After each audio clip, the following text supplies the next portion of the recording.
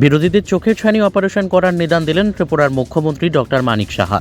আগরতলায় এক অনুষ্ঠানে যোগ দিয়ে সাংবাদিকদের এক প্রশ্নের জবাবে ত্রিপুরার মুখ্যমন্ত্রী ডক্টর মানিক সাহা বললেন, বিজেপি সরকারের সমালোচনা করাই বিরোধীদের এখন ধর্ম হয়ে উঠেছে। বিজেপি সরকারের ভালো কাজ বিরোধী দলের নেতা কর্মীদের নজরে আসে না। বহির্রাজ্যের মানুষজন যেখানে ত্রিপুরায় এসে রাজ্যের উন্নয়ন নিয়ে প্রশংসায় পঞ্চমুখ হচ্ছেন, সেখানে রাজ্যের উন্নয়ন নজরে পড়ছে না বিরোধীদের। চোখে আঙ্গুল দিয়ে দেখালে ও বিরোধীদের নজরে সরকারের উন্নয়নমূলক কাজ নজরে আসে না। তাই বিরোধীদের নতুন করে আর কিছু বলার নেই। চোখের ছানি অপারেশন করতে হবে তাদের, তাহলেই হয়তো ত্রিপুরার উন্নয়ন বিরোধী রাজনৈতিক দলের নেতা কর্মীদের নজরে আসবে।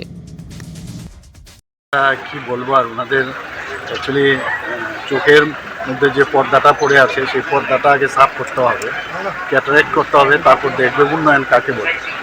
সমস্ত বাইরের থেকে মানুষ আসছে এখানে, এসে বলছে যে কি আগরতলা আগে দেখেছিলাম আর এখন কি ত্রিপুরা আমরা আগে দেখেছিলাম এখন কি, আর ওনারা বলছেন কিছুই হচ্ছে না। তা আমি ওনাদের কি করবো, ক্যাটারেক্টই হয়েছে বলো, কাজেই আমার মনে হয় ক্যাটারেক্ট অপারেশন করলেই ভালো হবে। ঠিক আছে।